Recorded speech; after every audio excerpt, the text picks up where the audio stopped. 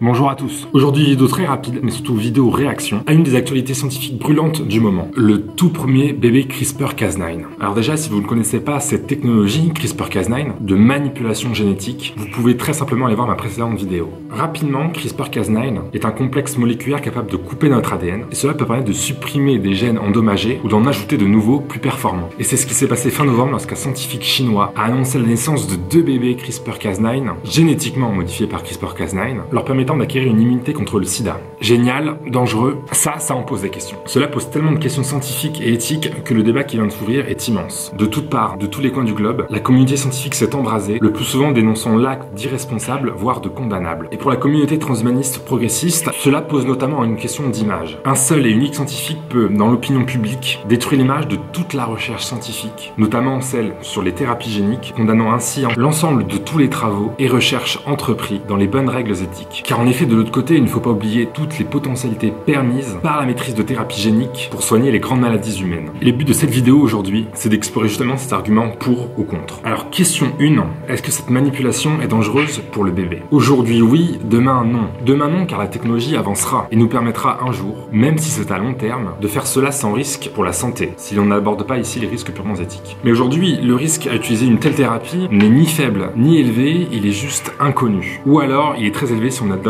une approche bayésienne. Alors ici, je vais pas redévelopper l'argument du on ne connaît qu'une infime partie de notre ADN, donc on en connaît très peu sur son fonctionnement et son expression. Ça, on le rabâche assez souvent. Mais en revanche, nous savons que CRISPR-Cas9 peut induire des modifications génétiques incontrôlées, et ce, non uniquement sur le gène d'intérêt, mais aussi à distance sur d'autres gènes. La référence, juste ici. Et le risque, c'est que ces mutations incontrôlées aient des effets délétères, voire encore plus néfastes pour l'organisme, ce que la thérapie de base souhaitait supprimer. Par exemple, déclencher un cancer en souhaitant être immunisé contre le sida, puisque c'est ce qui s'est passé ici. D'un point de vue génétique, utiliser CRISPR-Cas9 sur l'homme, c'est comme laisser les commandes d'un avion de ligne à un enfant de 5 ans. L'enfant n'a pas les connaissances nécessaires pour faire décoller l'avion, et donc ne connaîtra jamais les immenses potentialités qu'a un avion de ligne, comme celle de pouvoir voler à 10 000 mètres d'altitude. Mais même si cet enfant n'arrive pas à les utiliser, cela n'enlève rien au fait que l'avion a, en théorie, d'immenses potentialités. Si on en revient à notre situation, laisser naître un bébé modifié CRISPR-Cas9, c'est possiblement avoir laissé à un enfant les commandes d'un avion de ligne, mais non pas sur le tarmac, mais en plein vol. Et là, c'est pire, l'avion a d'immenses potentialités, l'enfant pense pouvoir les contrôler, puisqu'il a pris l'avion en plein vol, et pourtant, indéniablement, l'avion va se crasher.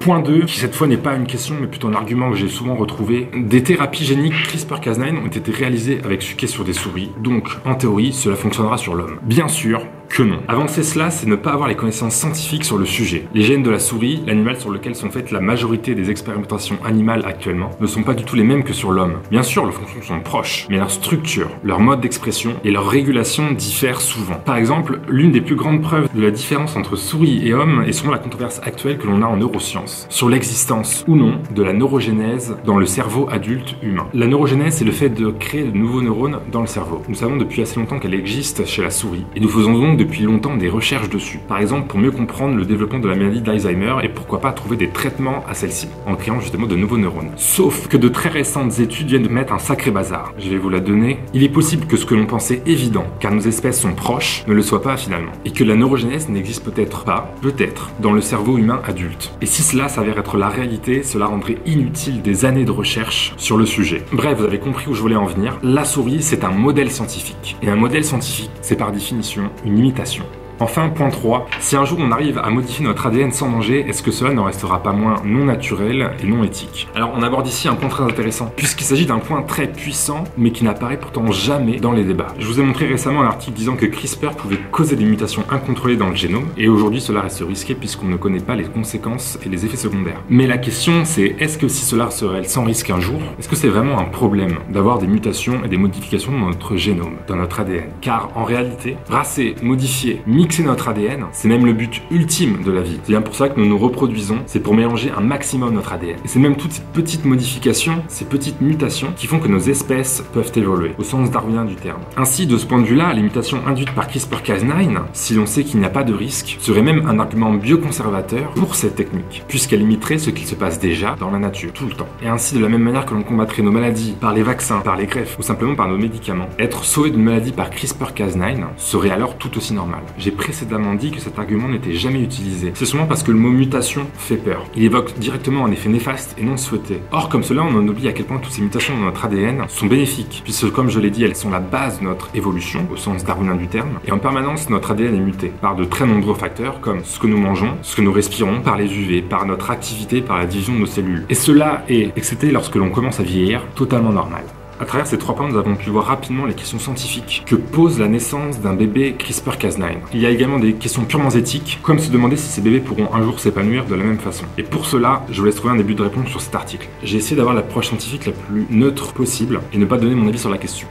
Non, en réalité, je dénonce bien sûr cette naissance, puisque les connaissances scientifiques en lesquelles je crois montrent bien l'existence d'une probabilité de risque. Ce qui ne veut bien entendu pas dire que le risque existe bel et bien, mais simplement qu'il était trop tôt pour cela. Pour terminer, sur cependant une bonne remise en perspective de la situation, on peut citer la position de la France. On peut en effet découvrir dans la déclaration de l'Académie nationale de médecine et de l'Académie des sciences, je cite, que celles-ci tiennent à réaffirmer l'importance pour l'être humain des recherches responsables faisant appel aux technologies modifiant l'ADN, y compris lorsque celles-ci sont menées chez l'embryon, et apportent ainsi leur soutien à cette recherche. Sur ce, restez extrêmement informés, pensez le futur et faites le présent. Salut à tous!